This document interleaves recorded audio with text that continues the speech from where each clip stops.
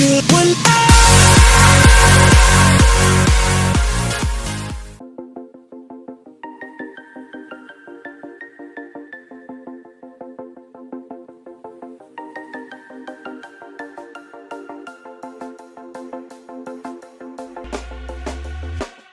you want to get off the darkest ground,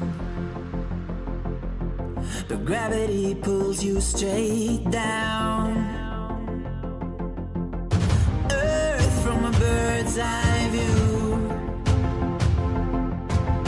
You should grow feathers and see the